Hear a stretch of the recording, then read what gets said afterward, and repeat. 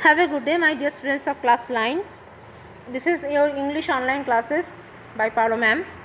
And today we are starting to read our chapter number 2, The Sound of Music part 2, The Shehnai of Bismillah Khan. आज हम लोग NCERT CBSE book beehive book का chapter number 2 sound of music का part 2 पढ़ेंगे। Part 1 हम लोगों ने एविलियन ग्लैनी के बारे में पढ़ लिए थे कि जो डीफ गर्ल होने के बावजूद कितना मशहूर हुआ था म्यूज़िक दुनिया में, क्लासिकल म्यूज़िकल वर्ल्ड में।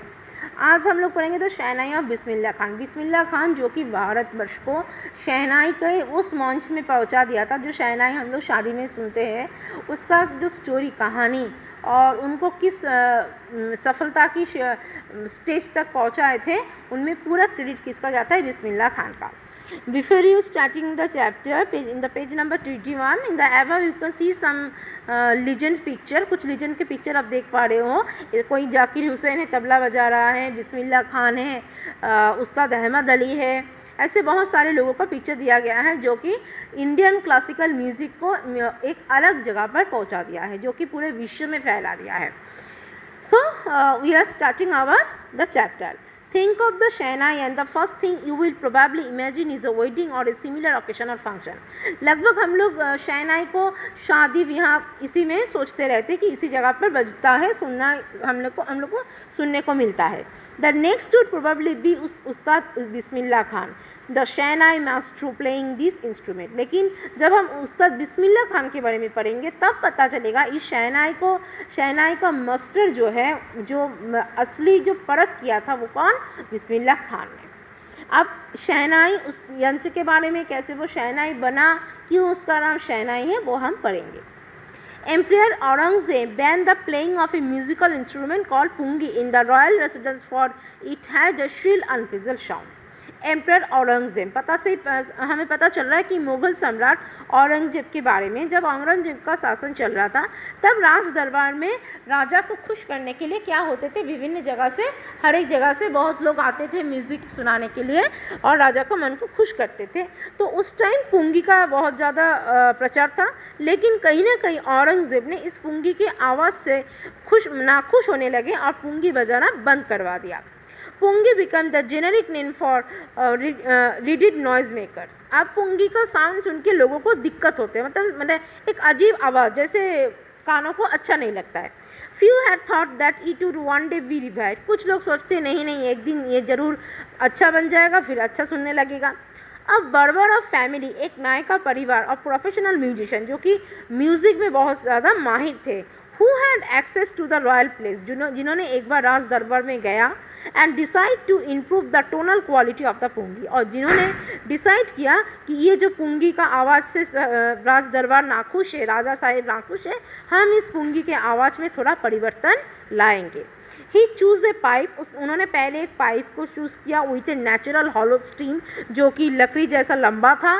That was the longer and broader than the pungi. पुंगी का जो साइज, अच्छा पुंगी दिखने में कैसे, हम लोग अभी नेक्स्ट पेज में देखेंगे। मान के चलो सपूरे जो बजाते हैं वो जैसा दिखने में होता है, पुंगी वैसा ही दिखने में है। तो उसका जो डंडा है, स्टिक है, उससे ज़्यादा लंबा लिया गया।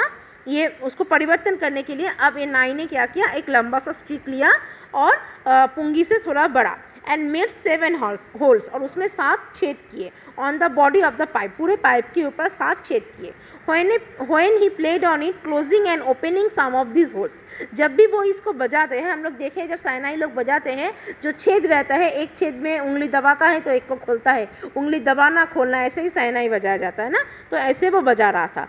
Soft and melodious sounds were, जिससे बहुत ही मीठा और सुरीली आवाज़ प्रोड्यूस हो रहा था, मतलब निकल रहा था। He played the instrument before royalty and every one was impressed.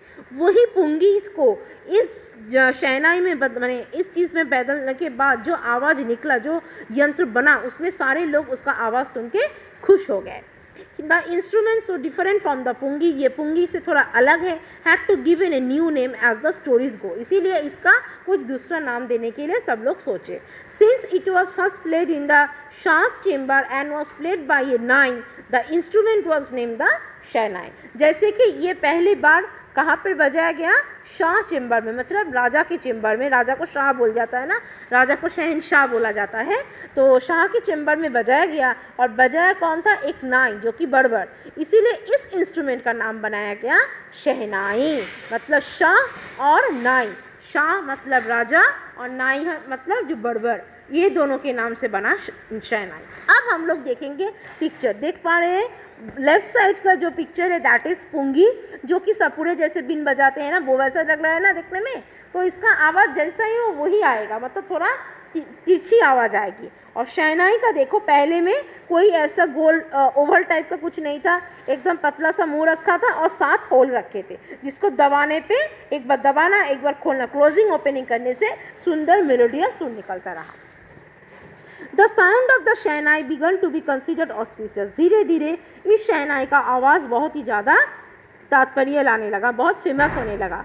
And for this reason it is still played in the temples and is an indispensable component of any north Indian wedding. और तब से लेकर आज तक की ये शहनाई शादी से लेकर मंदिरों में ज़्यादा से ज़्यादा बजने को सुनने मिलता है। इन द पास्ट, बीते हुए ज़माने में, the shehnai was part of the नौबत और traditional assemble of 9 instrument found at royal courts. बीते हुए ज़माने में राज दरबार में जो नौबत खाना बैठते थे, नौबत खाना में 9 तरीके के यंत्र बजाया जाता था, बहुत तरीके का, तबला बोलो, वो सब जल तरंग बोलो, पियानो बोलो, ये बहुत तरीके के जितने भी बजाए जाते थे, जो 9 यंत्र बजाए जाते थे, उसमें शहनाई को भी अब राज दरबार में शामिल किया गया, वो नवरत्न में। Till recently it was use only in temples and wedding. आज भी हम लोग देखते हैं कोई शादी ब्याह में जो पंडाल बनता है उसके ऊपर नौबत खाना बैठाते हैं और वहाँ पर बैठ के लोग शहनाई बजाते हैं, नीचे शादियाँ होती रहती है। बहुत ही ट्रेडिशनल रिचुअल है ये। The credit for bringing this instrument on to the classical stage goes to Ustad Bismillah Khan. लेकिन इसी यंत्र को भारतवर्ष से शुरू करके पूरे विश्व में माहिर करने के पीछे जिसका सबसे ज़्यादा भूमिका है, रोल है, वो कौन है, उस्ताद Bismillah Khan. So this is the first part of the Shehnai of Bismillah Khan. We will coming on the next part with the part 2 on tomorrow's videos. First part पहले आप लोग घर पे पढ़िए. If you have any doubts in any lines and any explanation, please inform me or call me in my WhatsApp number. I will obviously answering you. Have a nice day and goodbye my children.